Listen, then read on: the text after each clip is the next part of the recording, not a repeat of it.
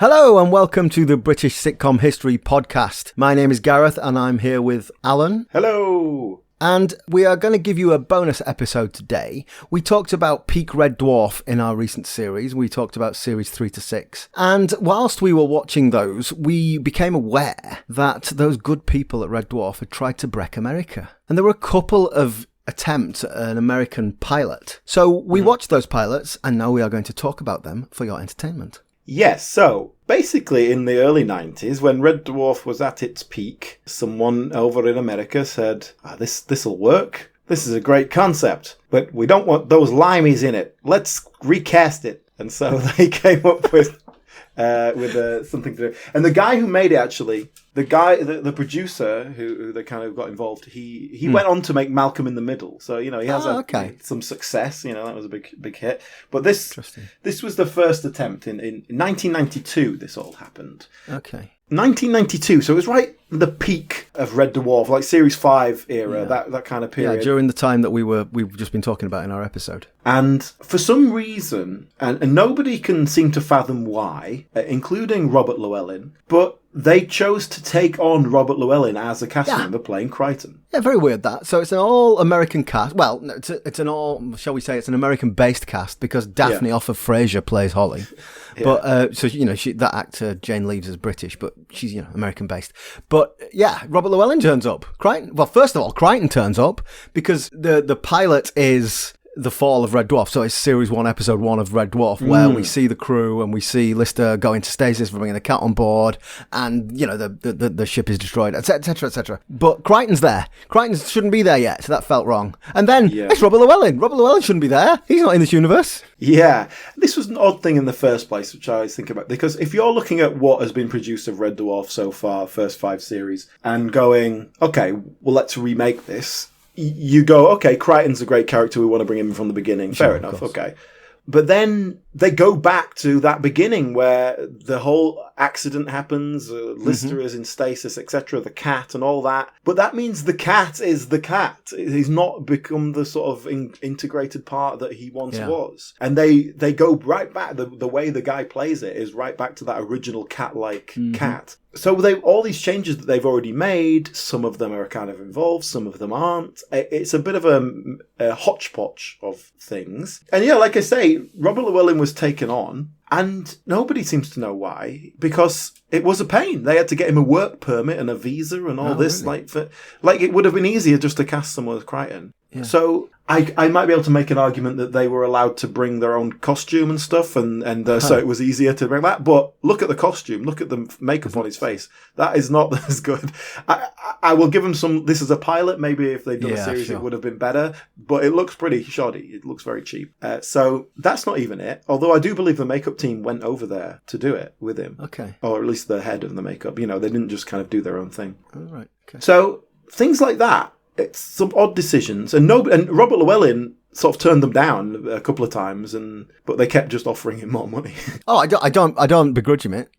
Fair play to him. And he was worried about, tying himself up into a long-term contract, and he was worried about the impact it would have on the others. And so there was this whole thing where they were filming in Britain, and they were like, "Oh, don't tell anyone because we don't want it to cause ruptures." Are you sure it's not that the people in Hollywood just thought he was Canadian? No, because like I said, they had to get all the paperwork done, so they must have realised eventually. But joking aside, I would imagine that a Hollywood executive watching Red Dwarf would say, "I don't understand what that little fella's saying." Yeah, perhaps, yeah.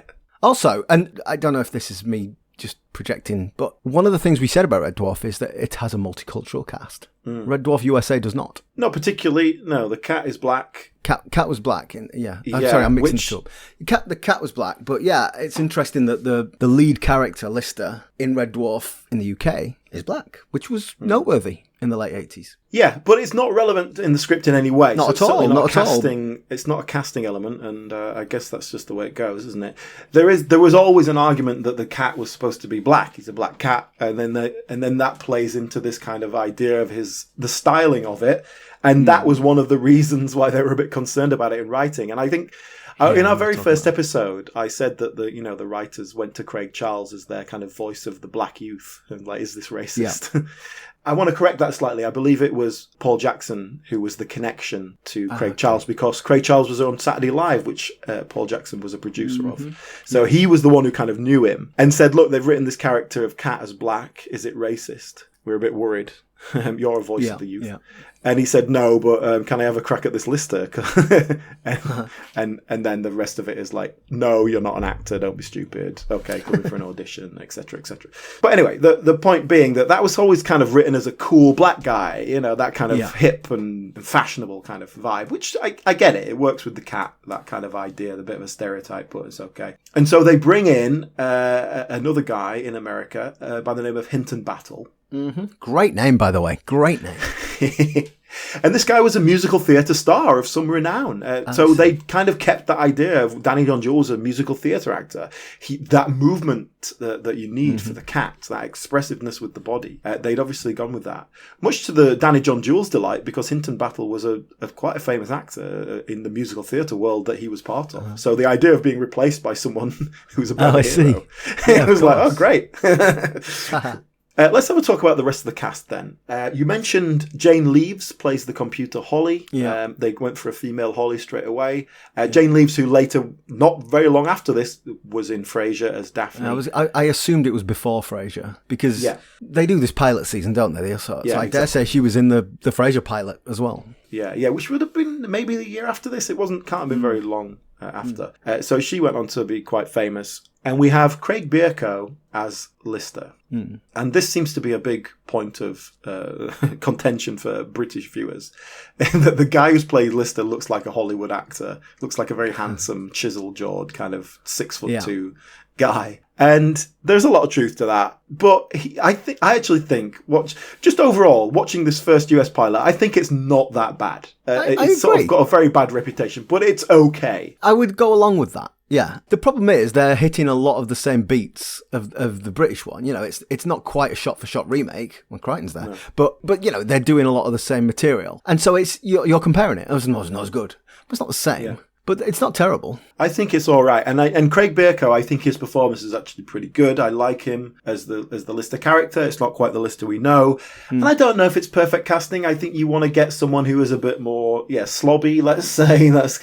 He's a bit too handsome and space hero-y, which is kind of Lister's not supposed to be that, so. Well, I think, if I may, my casting problem was more about the Rimmer character than the Lister character.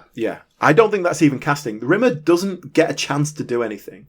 I don't want to blame the actor for it, because in the opening bit, because we're spending so much more time setting up Crichton, we lose a lot of the Rimmer connections. So then later on, when Rimmer is brought back to life as a hologram, and it's like, oh my God, it's Rimmer, I can't believe it. We're like, who's Rimmer? Like, who do we care? We didn't get all the chicken soup machine stuff. Earlier on. And the conflict between them. And we even have another character who is set up to show you, oh, look, this is what a hologram is. And he's a different officer and he's a hologram. But that happens in the British one. Yeah, but the whole point of that is to set up what a hologram is, right? Yeah. The problem is that I couldn't tell you the difference between that guy and the guy who's playing Rimmer. So when you see Rimmer later on, you're going, oh, that's the guy who was a hologram earlier. Yeah. This is First Officer Munson. He's dead. But it's not the career setback it used to be. This Munson is a hologram. He's exactly the same as when he was alive, except since he's a projection, he can't touch anything except himself. So basically, my sex life is unchanged.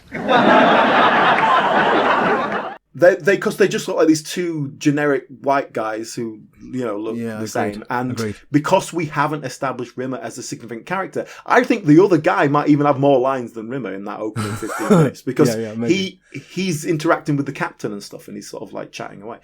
So in that sense, the Rimmer thing is completely flubbed. It's just badly done. And that is such an important part of the show that means it's missing something. There's also a lot more Kachansky setup. It feels like that's being set up so that she'll be a character. Yes, it does, doesn't it? Also, a problem being that the Kachansky character is quite different, and you don't see why they would be connecting at all. They feel like they don't connect. There's no chemistry there at all in the characters. Is that the problem? By being a nice guy? Because I can change, you know. Hey, whatever. No, that's the problem. Hey, you know, whatever. Everything with you is up in the air. You spend your whole life just drifting and avoiding responsibility. I can't be in a relationship like that. Wait a minute. I think I know what kind of commitment you're talking about here. You want me to make you my official girlfriend. My God, Chris, you know something? I think I'm ready to take that leap. Bye, Dave. Don't call.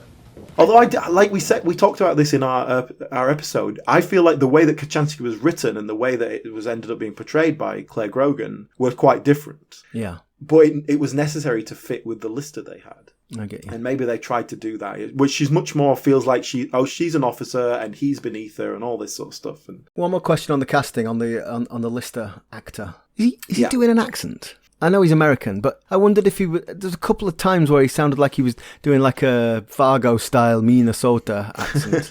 And I wondered if that was their equivalent of a Scouse accent.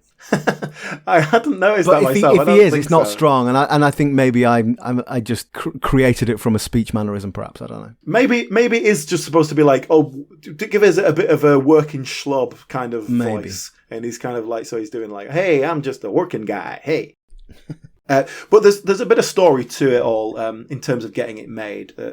Grant and Naylor went over there to be involved in the writing process. Obviously, they took their script. And there's a big writer's room, and there's loads of people just adding bits in. Adding one-liners, adding one-liners in. And they did a cast read-through. And the general vibe was, it wasn't anything special, but the executives were guffawing, so everyone just said, yes, everything's okay, we're all okay. Mm-hmm. And basically, Rob Grant and Doug Naylor kind of hit panic mode and said, look, we can fix this. Here's the problems, and we can fix them. We'll rewrite it overnight. We're used to doing last-minute scripts. They go away, rewrite it, bring it to the producer, like, still with the bulk of it there, but they fixed some elements. Yeah. And the producer's like, nah, we can't do this. It's too late. We're all going ahead. Like, they're filming that day, you know. And they managed to get it to the cast. And the cast were all like, this is a bit crap, innit? Well, it's pilot season. What are you going to do, right?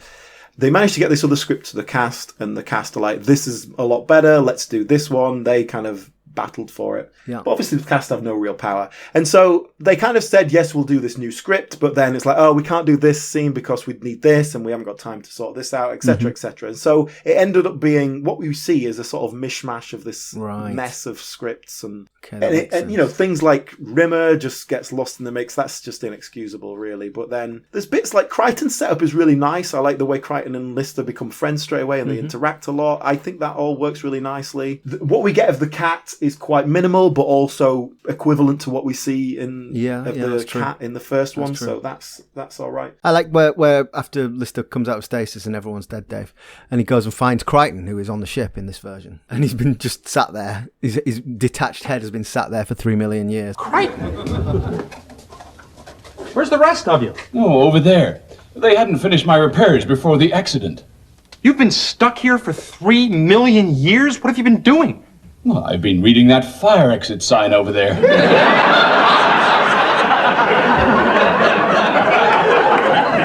It's given me a lot of solace over the years.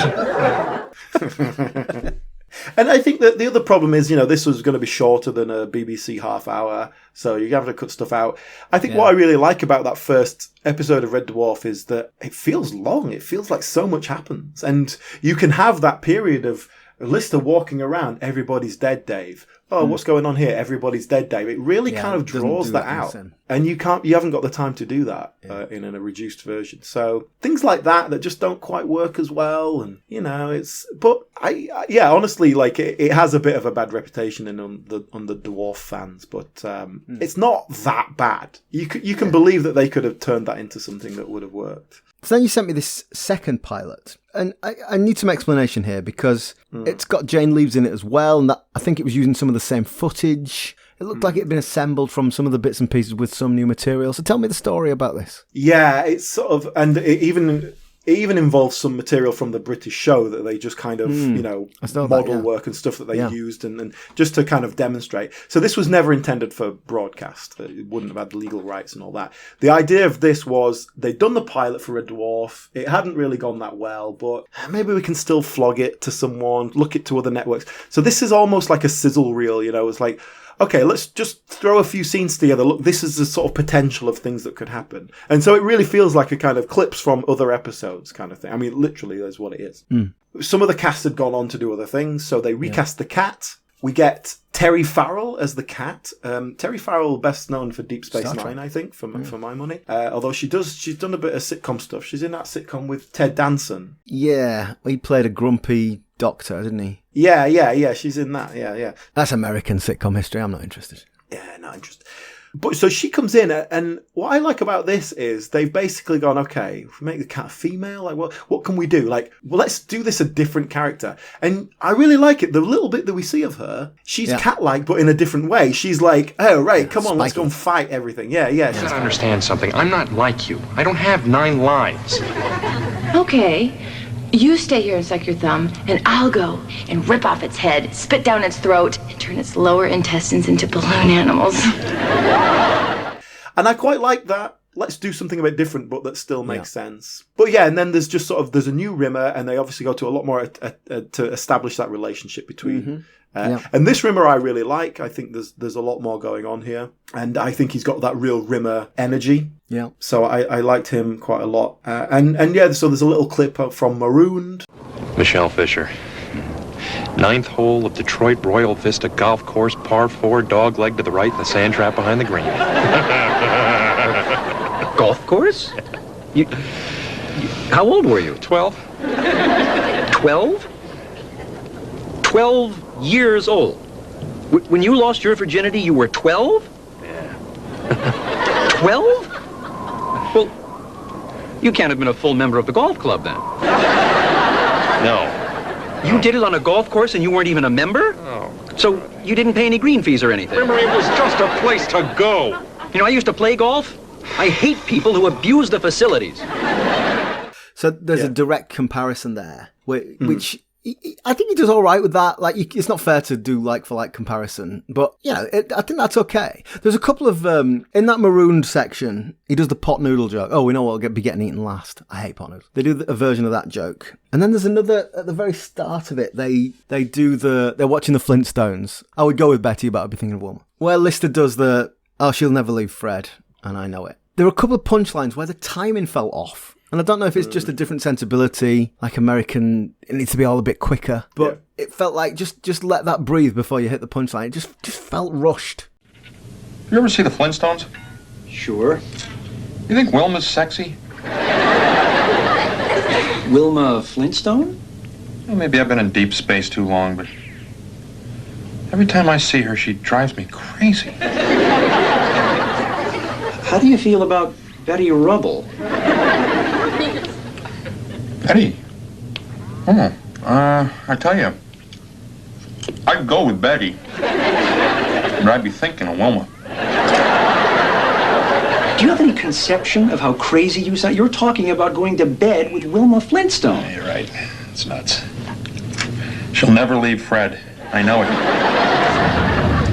And again, it might be unfair because I'm making a direct comparison here, but just where it is a straight-up joke, set up, punchline, I didn't like it. It didn't seem to work. I thought the timing was off. No, I know what you mean. I think that is a cultural difference. And I think if you watch those early Red Dwarf, particularly the first couple of series, we've talked about how kind of unusual it is and the rhythm of it and how good Craig Charles is with rhythm. I mean, he's a poet. And we've talked about how his delivery is just so beautiful. And I think there's a lot to be said for that. And how much the writers wrote to those actors. There is a synergy there that if you just get another actor to do it, it's not going to have quite the same vibe.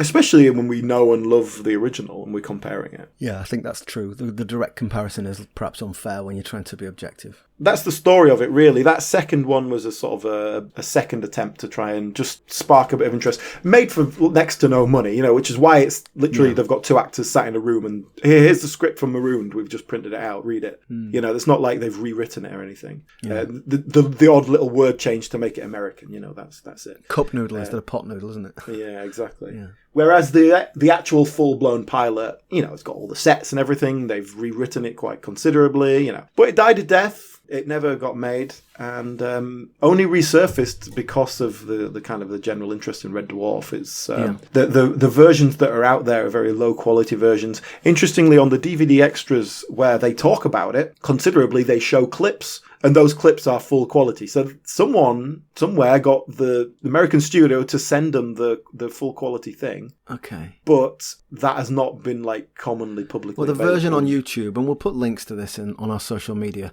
the version on YouTube, the quality comes in and out, and that must be why. They'll have stitched in the bits from the DVD, won't they? There's a few different copies on YouTube as people put it, but I think the one I sent to you to watch is Red Dwarf Nerd, I think he's called. And he does all sorts of Red Dwarf material. It's very interesting. But this particular version was a combination of every footage that's available, including the best quality footage. So he managed to very smoothly edit it through so that the good quality footage was there, and then it would kind of phase back into the slightly sloppy VHS footage. But that seems to be the best option out there to watch. Yeah, we will put links on our social media so that our listeners can go and watch those. It's definitely worth a look. But it never took off then. So have there been any more recent attempts to Breck America? Not in that way. And let's be fair, like the recent Red Dwarf stuff that they've been doing, like the last sort of 6 or 7 years, we've been doing all these new series and stuff. I haven't watched any of them. And I kind of didn't watch them at the time because even though I love Red Dwarf, I was not inspired to watch them. And I've made a conscious choice now not to watch them until we come to them on our series. Sure, we'll be pleased by them when we reach them. So I'm looking forward to watching all them in the future. But I know throughout the 90s there was this plan to do a feature film version. And then there was, as we'll come on to it later on in Series 7, there was a very deliberate attempt to expand the production quality of it and make it more filmic. And during all this period, they were trying to sell it to America, so they were dropping the odd American reference in. Like in The Last Day in Series 3, there's a Marilyn Monroe bot, there's like things like that, American cultural artifacts, rather than British ones. And they were trying to drop in things like that to sell the show to America. Mm-hmm. And obviously it never quite worked. But Red Dwarf is one of those shows that American people are like, oh, I love British comedy. Yeah. It's like Red Dwarf and The Office are these ones that really took off over there. They've got that cult following. On the public broadcasting service and stuff. And so that's why Red Dwarf has a real international cult following, not just in Britain. This is another thing to address in terms of the American take on it. There's a lot of class structure elements in Red Dwarf, the officer class and the the scummy, low-down service operator, and the conflict there of Rimmer being officer class but not officer material, Lister being smart but never having been told he should use it, all that sort of stuff. Crichton being a servant and stuff like that. How does that translate in America? We say America doesn't have a class system, they don't, but they have a hierarchical system. Sure. It's just primarily capitalism based. Financial, yeah. It's not that different to Britain. And a real race element to America that they could have played with if they wanted to address that. If you were going to make your slobby guy the black guy and the officer class the white guy, you could in a way that Red Dwarf doesn't, just kind of ignores really, but you could use that if you wanted to. Yeah, well, we've talked before about American remakes. And how it is a different beast. It's a different market. It's a different structure with the longer series. It's not fair to say, oh, they've ruined it. Oh, they've made it different. It is different. You have to make it different. If people wanted the same thing, they can watch the British version. And like you say, it has a little bit of success over there on PBS. But if you're going to make something that's a network show, it has to fit their mould. And we always look at them and go, they're crap. But that's a cultural difference as well as anything. And we've seen the ones like Sanford and Son that went on for years and years and years and were huge successes. And still, look at those and think, they're not that good. But they've got to kind of make them their own.